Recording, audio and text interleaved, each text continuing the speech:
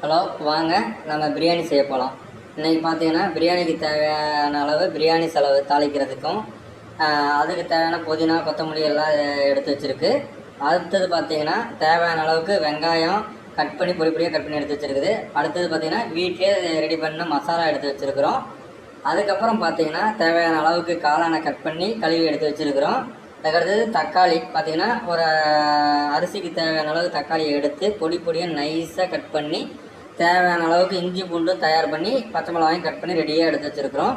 இப்போ என்ன பண்ணுறோன்னா நம்ம குக்கரை எடுத்து அடுப்பில் வச்சு எண்ணெய் ஊற்றிடுறோம். எண்ணெய் வந்து சூடாகிற வரைக்கும் நம்ம கொஞ்சம் நேரம் வெயிட் பண்ணணும். அப்போ தான் வந்து எண்ணெய் நல்லா சூடேறினதுக்கப்புறம் தான் நம்ம வந்து இந்த பட்டை சோம்பு கிராம்பெல்லாம் உள்ளே போடணும். அதனால் சூடேறி வச்சு இப்போ பட்டை சோம்பு கிராம்பு போடலாம். வாங்க, பட்டை சோம்பு கிராம்பை ஒட்டுக்கா போடக்கூடாது, நம்ம ஒவ்வொன்றா தள்ளி விட்டு போடணும். அப்போ தான் வந்து எல்லாமே கொஞ்சம் எண்ணெயில் பொரிஞ்சு நல்லா வாசம் வரும். அப்படி வாசம் வர வரைக்கும் பார்த்துட்டு போட்டாச்சு, எல்லாத்தையும் போட்டாச்சு. இப்போ வாசம் வர வரைக்கும் நல்லா லைட்டாக ஒரு பொன்னிறமாக வரும். அது வரைக்கும் வெயிட் பண்ணிவிட்டு அதுக்கப்புறம் நம்ம என்ன பண்ணணும்னா வெங்காயம் இதெல்லாம் உள்ளே போட்டு நம்ம தாளிச்சுட்டணும். இப்போ வந்து பார்த்திங்கன்னா வெங்காயம் எல்லாமே போட்டு நம்ம வணக்கிட்டு போட்டோம். இப்போ அடுத்தது என்ன பண்ணணும்னா வெங்காயம் பொன்னிறமாக வந்ததுக்கப்புறம் நம்ம இந்த தக்காளி இருக்குது பார்த்தியா, தக்காளி அரிஞ்சு வச்ச தக்காளி எடுத்து வச்சுக்கணும். வெங்காயம் பார்த்திங்கன்னா நல்லா தெரியும், பொன்னிறமாக வந்துச்சு. இப்போ தக்காளி அதை கூட ஆட் பண்ணுறோம். தக்காளி வந்து நம்ம பொடுசாக நறுக்கி வைக்க சொன்னோம். ஏன் அப்படின்னு சொன்னால் தக்காளி வேகிறதுக்கு கொஞ்சம் டைம் எடுக்கும்.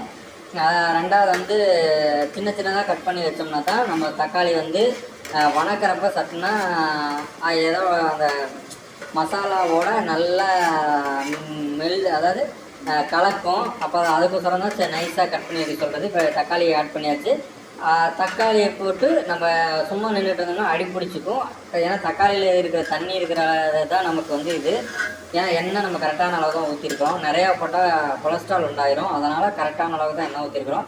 இப்போ தக்காளியை போட்டதுக்கப்புறம் அந்த தக்காளியில் இருக்கிற தண்ணி இருக்கும். அதனால் அந்த தண்ணி வந்து கொதிக்க கொஞ்சம் அடி பிடிக்காத அளவுக்கு நம்ம வந்து பார்த்திங்கன்னா திருப்பி நம்ம கிண்டிகிட்டே இருக்கணும். ஏன்னா விட்டோம்னா நம்ம வந்து அடுப்பு வந்து ஸ்டவ்வில் வச்சுருக்குறோம்.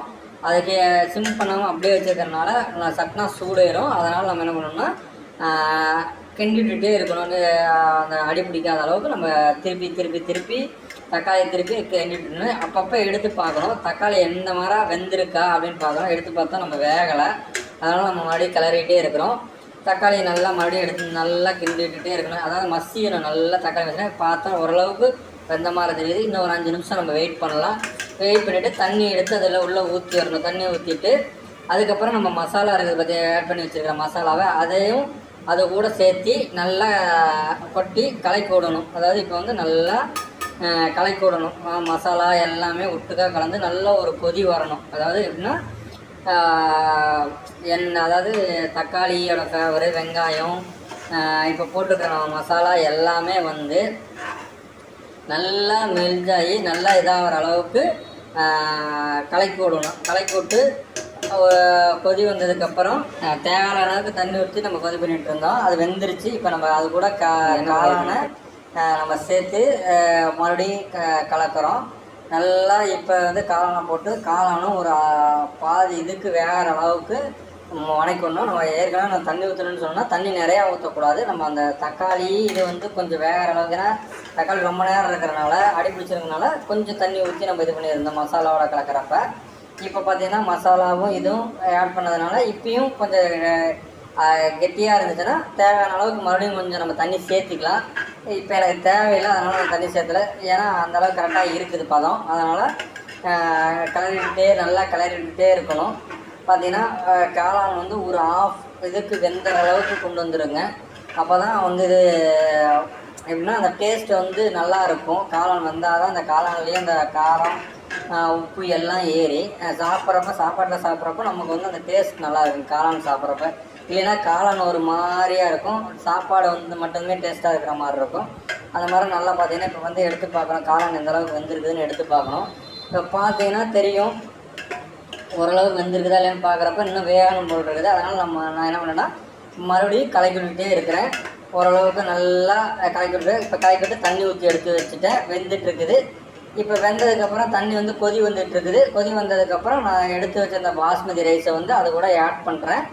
ஆட் பண்ணி எல்லாத்தையும் போட்டுட்டு நல்லா உப்பு காரம் ஒரு டைம் மறுபடியும் செக் பண்ணிவிட்டு ஏன்னா போட்டுட்டு கொஞ்சம் மறுபடியும் அரிசி போடணும், ஒரு சின்ன கொதி வரும். அந்த கொதி வந்ததுக்கப்புறம் உப்பு காரம் செக் பண்ணிவிட்டு குக்கர் மூடி போட்டு மூடி வச்சுட்டா நம்ம தேவையான அளவுக்கு விசில் விட்டுறணும். 1 விசில் வேணுமா 2 விசில் வேணுமா, அதாவது அரிசியை பொறுத்து.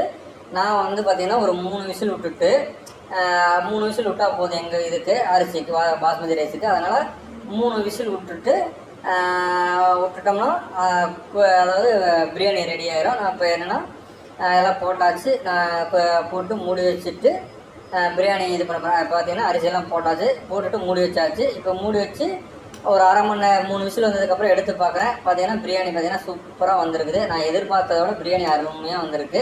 பார்த்தீங்கன்னா பொலன்னு வந்திருக்குது.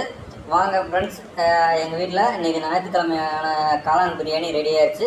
வாங்க எல்லோரும் சாப்பிட்லாம். பார்த்தீங்கன்னா அடி பிடிக்காமல் எந்த ஒரு இது இல்லாமல் பிரியாணி பார்த்தீங்கன்னா சூப்பராக கடையில் செய்கிற மாதிரியே அதோட நல்லா குவாலிட்டியாக வந்திருக்குது. நன்றி, வணக்கம்.